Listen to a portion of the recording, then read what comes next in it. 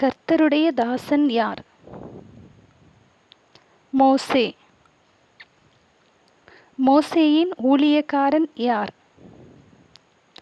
யோசுவா. தேசத்தை இஸ்ரவேலருக்கு பங்கிட்டது யார்? யோசுவா. எதை விட்டு வலது இடதுபுறம் விலகக்கூடாது? நியாயப்பிரமாணம். நூனின் குமாரன் யார்? யோசுவா. உன் வாயை விட்டு பிரியாதிருக்க வேண்டுவது எது? நியாயப்பிரமாண புஸ்தகம். நியாயப்பிரமாணத்தை எப்பொழுதெல்லாம் தியானிக்க வேண்டும்? இரவும் பகலும். ரூபனியரிலும் காத்தியரிலும் மனாசேயின் பாதி கோத்திரத்திலும் யோர்தானை கடந்தது யார்? யுத்த வீரர். யுத்த வீரர் யாவரும் சகோதரருக்கு முன்பாக எவ்வாறு கடந்து சென்றனர்? அணி அணியாய். எதன்படி செய்ய கவனமாய் இருக்க வேண்டும்? நியாயப்பிரமாணத்தின்படி. நீ உயிரோடிருக்கும் நாளெல்லாம் ஒருவனும் உனக்கு முன்பாக எதிர்த்து நிற்பதில்லை என்று யாருக்கு சொல்லப்பட்டது? யோசுவா. கர்த்தர் யாருக்கு தேசத்தை கொடுப்பேன் என்று ஆணையிட்டார்? பிதாக்களுக்கு. எத்தனை நாளில் யோர்தானை கடந்து செல்வீர்கள் என்று ஜனங்களுக்கு அறிவிக்கப்பட்டது? 3 நாட்கள். யோர்தானுக்கு அப்புறத்தில் உள்ள தேசத்தை சுதந்தரிக்க உதவி செய்ய வந்த கோத்திரம் எது?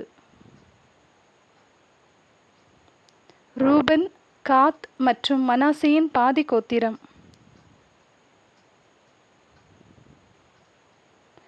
யோசுவாவின் தகப்பன் பெயர் என்ன?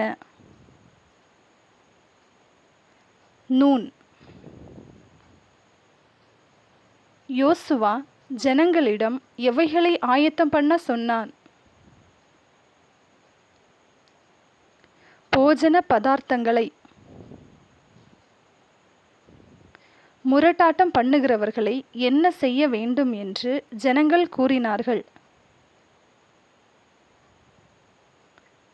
கொலை.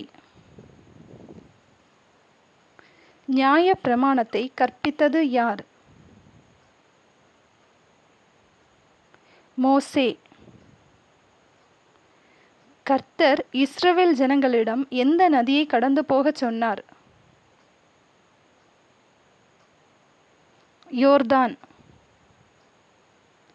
வனாந்திரமும் லீபனோனும் தொடங்கி ஐபிராத்து நதியான பெரிய நதி மட்டுமுள்ளது யாருடைய தேசம்? ஏத்தியரின் தேசம். பலங்கொண்டு திடமனதாயிரு என்று கர்த்தர் யோசுவாவிடம் எத்தனை முறை கூறினார்?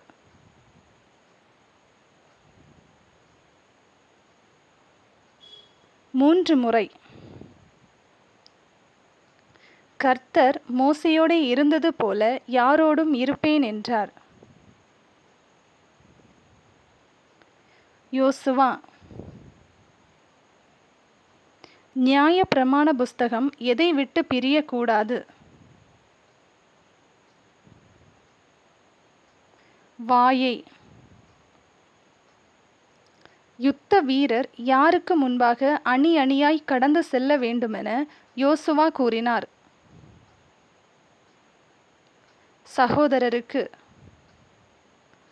ரூபனியர், காத்தியர் மற்றும் மனாசேயின் பாதி கோத்திரத்திற்கு எங்கே சுதந்திரம் கிடைத்தது? யோர்தானுக்கு இப்புறத்தில்.